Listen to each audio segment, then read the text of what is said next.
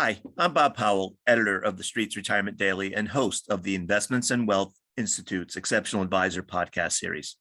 You may be aware that private markets are becoming increasingly accessible to private investors. You can demonstrate your value as an advisor by equipping yourself with institutional quality best practices for including private markets in individual client portfolios. In light of this, we've partnered with Macquarie Asset Management for this special edition episode to bring you private markets and alternative yields from their Think Again series. I'm happy to introduce you to host Denise St. Ivany and her guests, Wilshire's Mark Perry and Milissa Hutchinson, Senior Relationship Manager at Macquarie Asset Management, for a high-level discussion on private market investing with focus on debt markets, risk management, and a peek into the world of alternative yields. Welcome to the Think Again podcast. I'm Denise St. Ivany. I'm joined today by Mark Perry of Wilshire and Macquarie's Milissa Hutchinson. As a managing director at Wilshire Private Markets, Mark is a member of the firm's Business and Investment Committee and is responsible for managing assets across private market sectors in the U.S. and in Canada. Milissa is a senior channel head at Macquarie Asset Management in New York, responsible for leading business partnerships with several major wirehouse firms. Milissa works closely with partners and staff on advisor education. This includes continuing education that's geared to wealth practices seeking to advise on private investments or bringing private market solutions into their own set of offerings. Welcome to both of you. Thanks, Denise. Thanks for having me today, and great to be with you too, Mark. So great question, and kind of interesting because it's hard to pick up really any paper news article today without reading about that exact question and what are private markets and why we should use them and why some people have had access to them while others have not.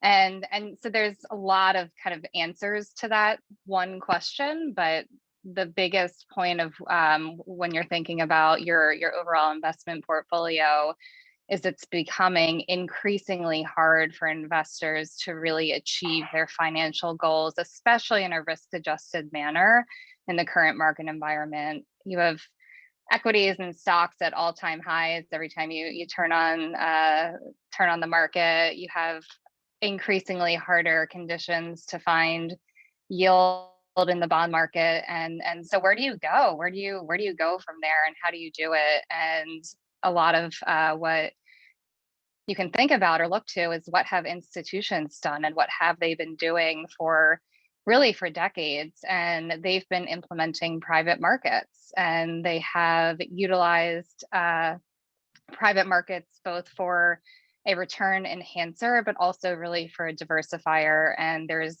lots of stats and charts that you can kind of look through and take through, and you can see it's over time, not an anomaly, that private markets have really been able to provide that diversification from a risk adjustment perspective in your portfolio. And so that's the why. And you're also thinking about, what's the opportunity set, and what's really interesting is the just continued shrinking opportunity set in the public markets. So thinking about, your normal stocks that we're all used to seeing, we can all own Facebook, we can all own Apple, we can all own Microsoft. Those are the big names, but they're becoming increasingly smaller in terms of the opportunity set. It's around 3,500 investable public companies at this point that you're able to invest in, which is much higher on the private side. It's almost over 15,000 that are investable on the private side. So it's just a much larger opportunity set that you're able to access. Yeah, so you've discussed a lot of the things that, again, are on advisors' minds as well as on the clients' minds. But you need to look at it from the advisor standpoint. So what are the considerations that advisors should consider when it comes to the regulatory environment and beginning to advise in this space? Sure. So, really, like every kind of consideration that you have for a regular portfolio, you should also still be considering here. It's just the differences in how you actually implement it, which makes some sort of additional executional barriers that are created in the private markets. So, of course, you're considering suitability, Of course, you're considering especially liquidity and what kind of liquidity needs your clients might have, what kind of liquidity premium are your clients willing to kind of pay for. And there's a lot of different executional barriers that have prevented traditional investors from being able to access these portfolios. So there's things like avoiding registration. So your traditional private equity, private market firms have created vehicles in which they don't have to have registered product, and that unfortunately really creates a subset of the market that's able to access it, which is primarily a qualified purchaser. Also, things like tax implications really can be cumbersome from a tax perspective and almost borderline impossible from a tax exempt account for some of these private market strategies.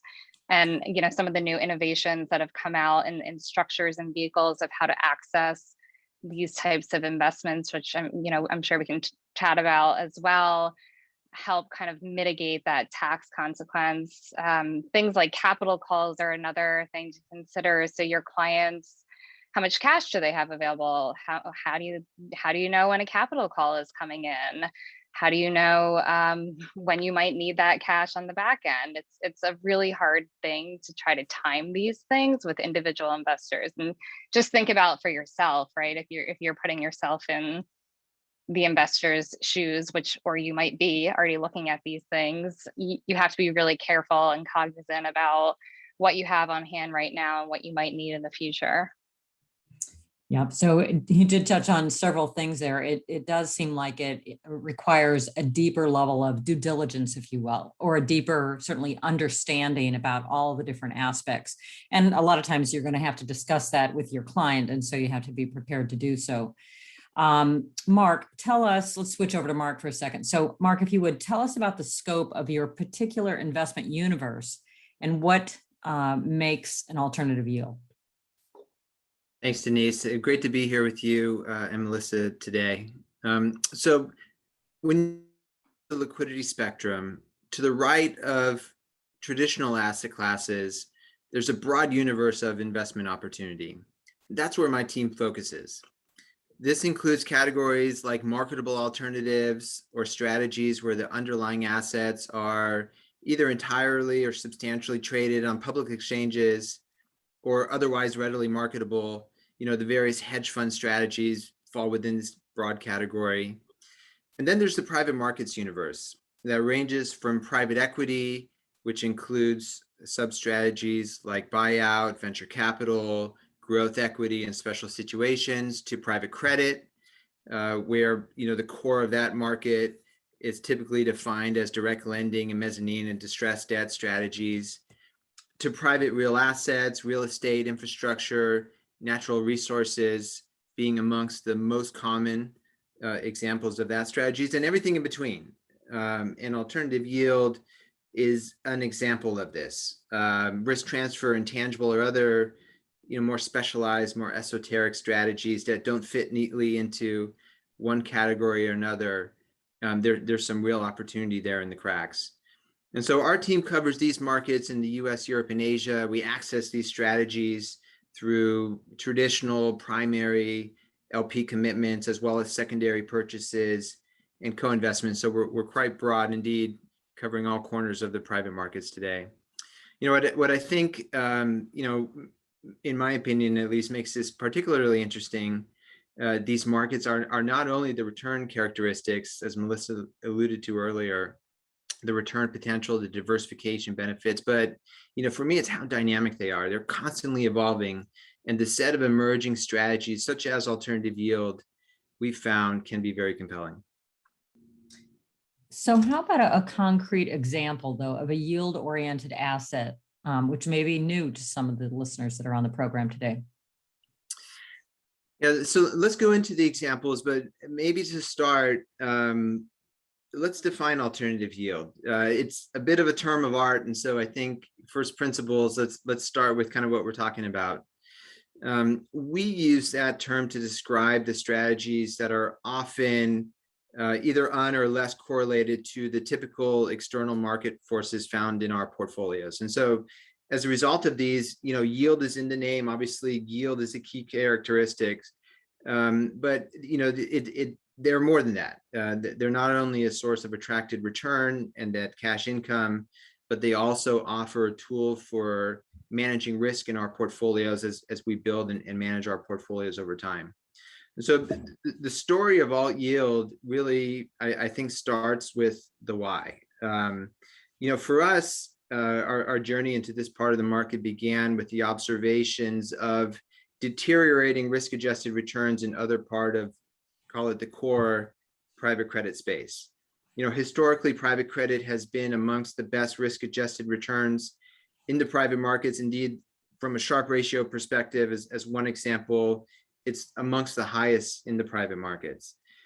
But as capital poured into this space, and indeed supply began to outpace demand, without sufficient pricing power, we started to notice deterioration in risk and simultaneously deterioration in return. And so yet we have this demand for yield amongst our clients, again, as Milissa alluded to earlier. So we began our research in alternative yield really to find complements to our activities in the core. And what we found is a really interesting universe of specialized managers focused on niche, less efficient markets.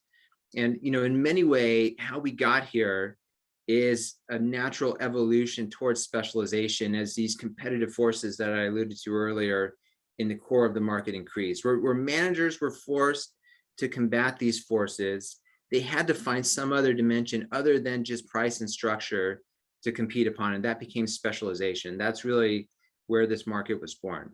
In a lot of ways, it's very similar to what we saw in the buyout market about 15 years ago. And so, these types of strategies resonate well with our framework. Differentiated managers focused on inefficient markets. That's why we wake up every day. That's what we're looking for. And, that's kind of what put us here. So to get to a few examples, maybe put some meat on the bone here. Within Wilshire, we broadly categorize alt yield into 4 kind of segments of the market. These are sector-focused lending funds, specialized asset-backed credit strategies, risk transfer, or intangible assets. One of my favorite examples is NAV loans.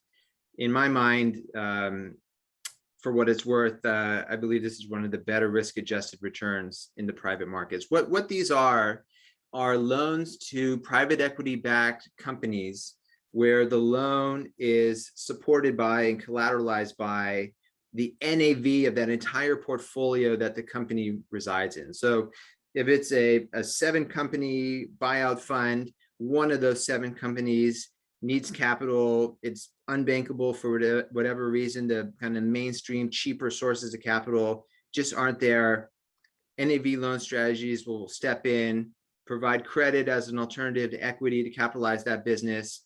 And in this example, the loan will be collateralized by all 7 companies in that portfolio.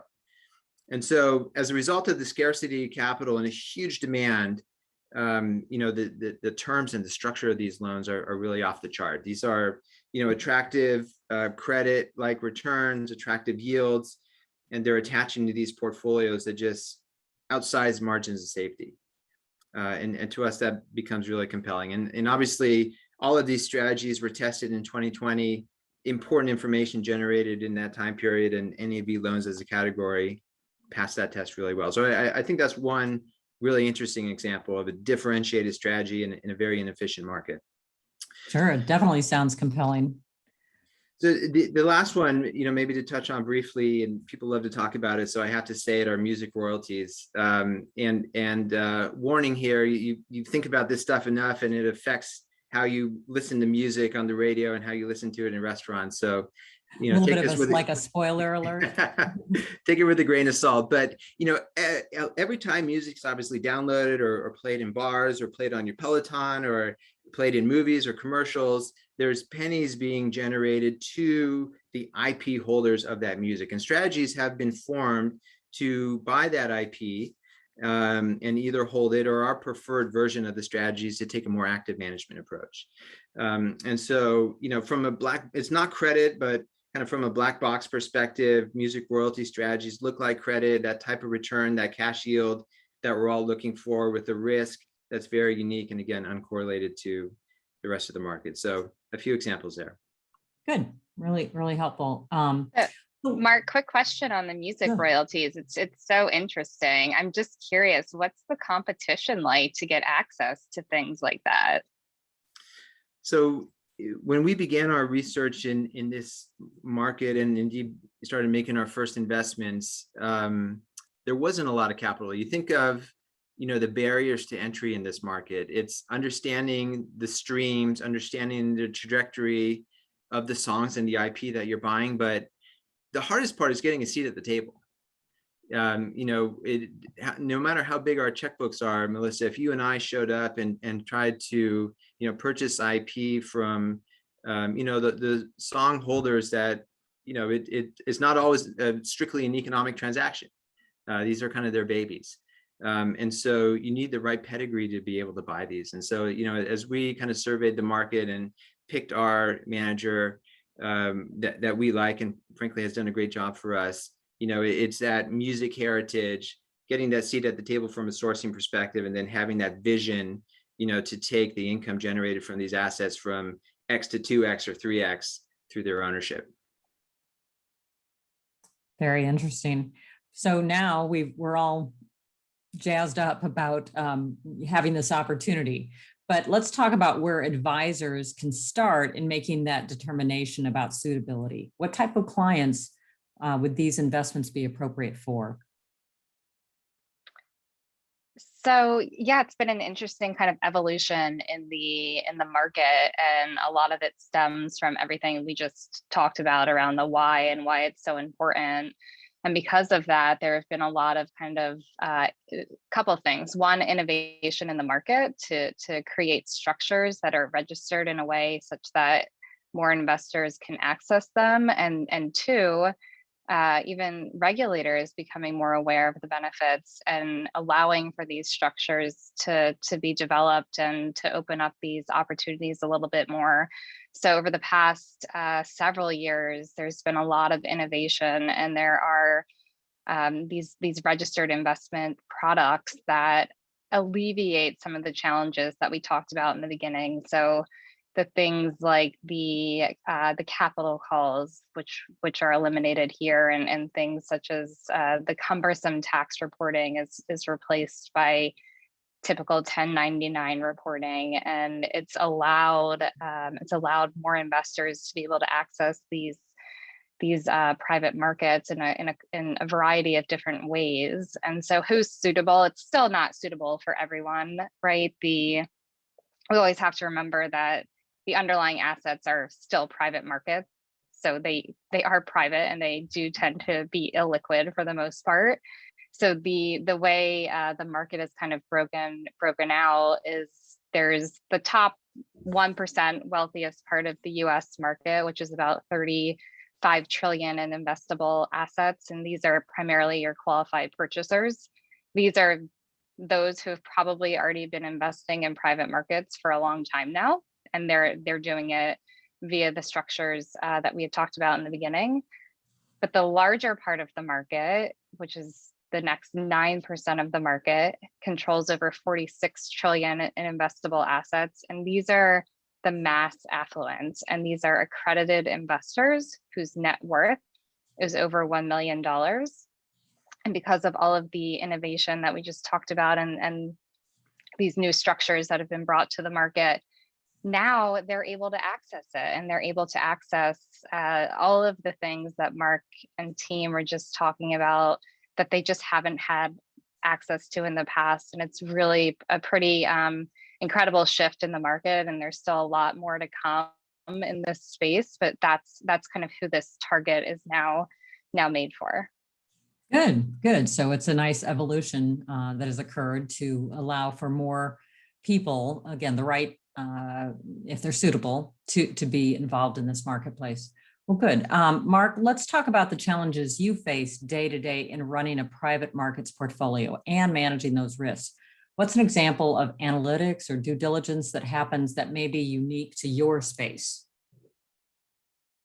So there's a lot to like in the private markets, and obviously I'm biased, but I have bought in. That said, it can be treacherous, and you need to pick your spots. And so for us, as we think about, not only identifying opportunity, but as importantly, managing risk, we think about within the private markets, risk management really takes two primary forms. One you can think about as a portfolio construction approach and philosophy.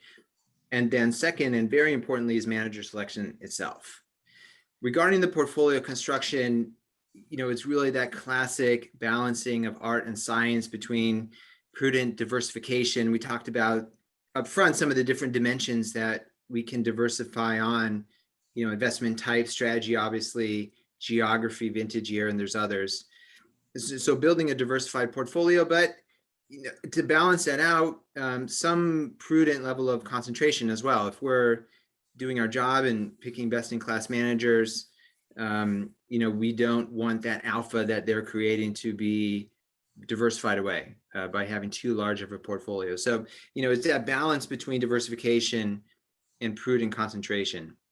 On the manager selection side, we dedicate a tremendous amount of people, process, systems to our manager selection process. What we want to do is see a lot, have that proverbial top of the sourcing funnel to be as wide as possible, and then be very selective about what we actually invest in at the end of the day. And so to put some numbers on it, our run rate, if you will, over the last couple of years is between 1.5% and 2%. So of all the investment opportunities that we see globally each year, we are allocating capital to somewhere between 1.5% and 2% of that. So we want to be selective.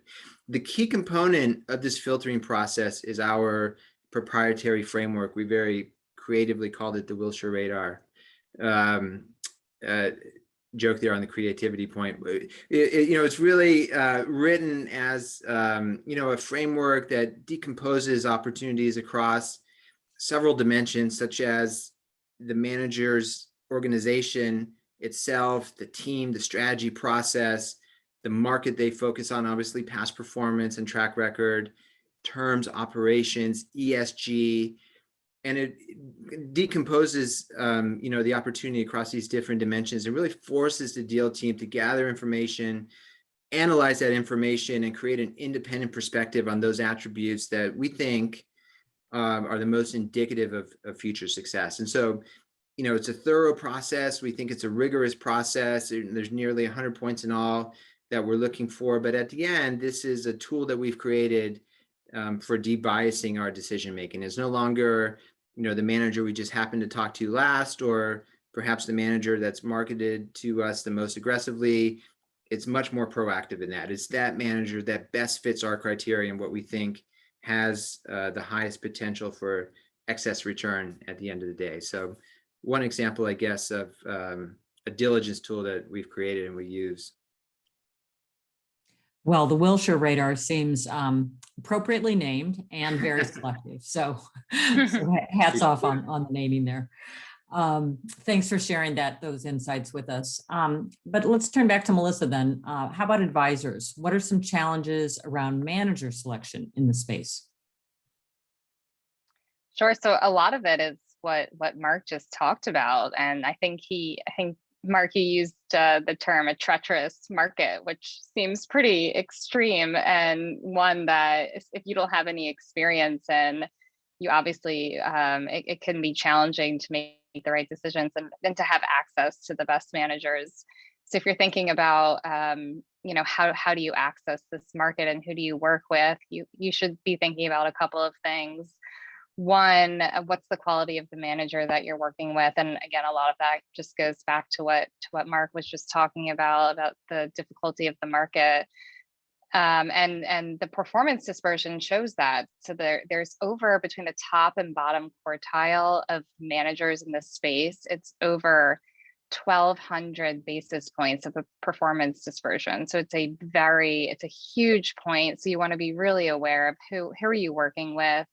What does their track record look like? What's their ability to both be an expert allocator that has access to the top funds in the market and also construct a portfolio in a way that provides a good amount of diversification for your clients. And two, you want to make sure that just because you or your clients might not be the institutional clients, you still want access to the manager's best ideas, and you still want the very best things that Mark and team can find in the market. They should be giving that to your clients as well. And that's a really important thing to kind of be aware of when you're looking at this space. It's different than the public markets, right? There's a lack of information. It's private, inherently reacts to the fact that there is a lack of information. And so you just want to be really careful and aware that you're working with a really quality manager that has your client's best interests at heart. Yeah, very good. Well, we started at the top about why even look at this space, and identified that, again, there is the challenges of supply in the market of investable choices to go to. Where do you go for the right yield? But then we went on to describe how, to take your word again, treacherous this market can be without the right kind of due diligence in place and the right sort of structure in the product. So lots to look at for advisors, but the demand is certainly there with the clients if, again, it's the right suitability match. So it just involves, again, becoming much more knowledgeable in the space and much more thorough on the selection process, with both, identifying the right clients as well as in identifying the right investment. So thank you both for sharing all of those insights. I think we've given a good scope here, and I hope to meet with you again to continue this discussion. Thanks again, both of you, for joining. Bye-bye. Thanks, Denise. Thanks, Denise. This recording is intended for financial professionals and institutional investors only. This is not intended for use with the general public. The views expressed in this podcast represent those of the speaker and are subject to change. Nothing presented should be construed as a recommendation to purchase or sell any security or follow any investment technique or strategy, and does not constitute advice, an advertisement, an invitation, a confirmation, an offer, or a solicitation to engage in any investment activity, or an offer of any banking or financial service. Throughout this presentation, various securities and companies are referenced. Examples given are for illustrative purposes only and were not chosen based on performance. This is not a recommendation to buy or sell any security. Investing involves risk, including the possible loss of principal. All examples herein are for illustrative purposes only, and there can be no assurance that any particular investment objectives will be realized or any investment strategy seeking to achieve such objective will be successful. Past performance is not a reliable indication of future performance. Before acting on any information, you should consider the appropriateness of it with regard to your particular objectives, financial situation, and needs, and seek advice. No representation or warranty, expressed or implied, is made as to the accuracy or completeness of the information, opinions, and conclusions presented. In preparing this recording, reliance has been placed without independent verification on the accuracy and the completeness of all information available from external sources. Macquarie Asset Management is the marketing name for the asset management division of Macquarie Group. Investment products and advisory services are distributed and offered by and referred through affiliates, which include Delaware Distributors LP, a registered broker-dealer and member of the Financial Industry Regulatory Authority, and Macquarie Investment Management Business Trust, a Securities and Exchange Commission registered investment advisor. Investment advisory services are provided by a series of Macquarie Investment Management Business Trusts. Other than Macquarie Bank Limited, none of the entities noted in this podcast are authorized deposit-taking institutions for the purposes of the Banking Act of 1959 from the Commonwealth of Australia. The obligations of these entities do not represent deposits or other liabilities of Macquarie Bank Limited. Macquarie Bank Limited does not guarantee or otherwise provide assurance in respect of the obligations of these entities unless noted otherwise.